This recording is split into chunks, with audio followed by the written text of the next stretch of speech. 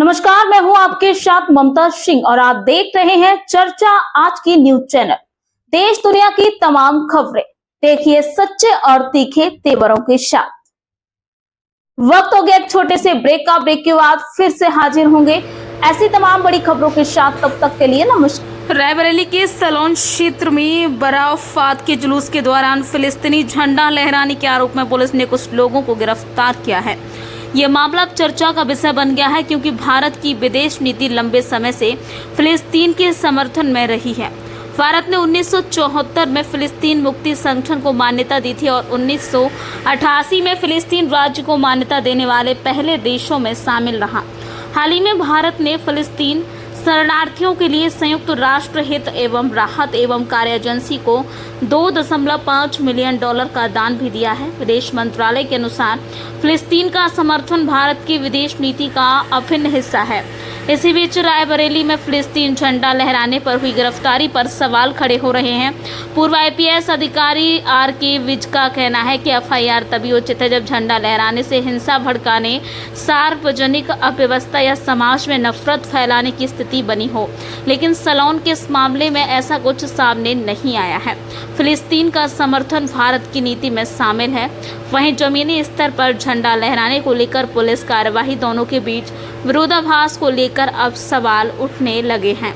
रोहित मिश्रा की खास रिपोर्ट। मैं विवेक, प्रांत सहमंत्री विश्व हिंदू परिषद अवध प्रांत। किस बात को धरना प्रदर्शन चल रहा है? ये आज हम लोगों का एक जिलाधिकारी महोदया के माध्यम से एक ज्ञापन था माननीय मुख्यमंत्री जी को उत्तर प्रदेश कि एक सलोन में जो लगातार एक गतिविधियों का अड्डा बनता चला जाता है, मतलब आप समझ लीजिए कि असामाजिक तो वहाँ पे लगातार पनप रहे हैं क्योंकि मुस्लिम बाहुल्य क्षेत्र है और वहाँ पे अभी 6 तारीख को जैसे फिलिस्तीन का झंडा फहराया गया है तो उसमें शायद अभी सूचना मिली है कि उसमें 1 या 2 की गिरफ्तारी भी हुई है। लेकिन हम ये लोग चाह रहे हैं कि वो उनके पीछे योजनाकर्ता कौन है, उनके रचनाकार कौन है। भाई इतना जुलूस निकला, कहीं पे फिलिस्तीन का झंडा नहीं फहराया गया, उनकी कौन सी मानसिकता है, तो उनको पकड़ करके उनके ऊपर राष्ट्रद्रोह लगाया जाए। और लगातार धर्मांतरण की भी गतिविधियाँ उन क्षेत्रों में बढ़ रही हैं और रायबरेली के दूसरे क्षेत्रों में बढ़ रही हैं। गौकसी को लेकर के जैसे है तो वहीं से तार जुड़ते हैं और जाकर के प्रतापगढ़ पे जाकर के कहीं ना कहीं समाप्त हो जाते हैं। तो वो सीमावर्ती क्षेत्रों का लाभ उठा करके ये लोग इधर से उधर गैर जनपद भी चले जाते हैं, निकल जाते हैं। तो इसी तरीके से ये तो मामला है ही है हमारा फिलिस्तीन का जो झंडा फहराया गया। एक पहली बार ये इस तरीके से यहाँ पे रायबरेली में हमारे सलोन क्षेत्र में इस तरीके से हुआ है। और जैसे अभी संदी नागिन क्षेत्र में और बालापुर में है, वहाँ पे छोटे छोटे बच्चों का आपके सोशल मीडिया के माध्यम से ही देखा होगा, उनको बरगलाया जा रहा है और उनको धर्म परिवर्तन के लिए बाध्य किया जा रहा है कि हम इस प्रार्थना सभा में जाते हैं और इस पर कोई अंकुश नहीं रख पा रहा है प्रशासन। सलवन पुलिस ने क्या कार्रवाई की?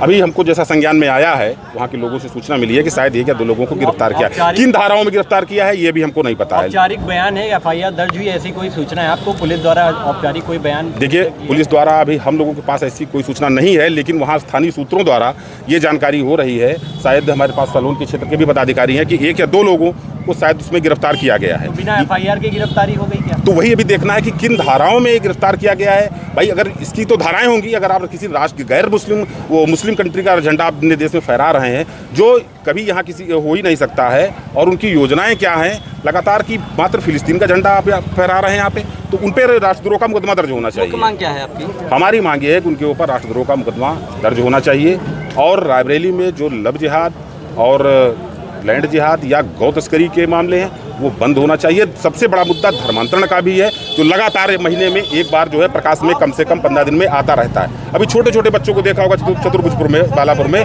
कि उनको सोशल मीडिया के माध्यम से आप लोगों को जानकारी मिली है। आपको रायबरेली जनपद में लगातार ऐसे मामले सामने आते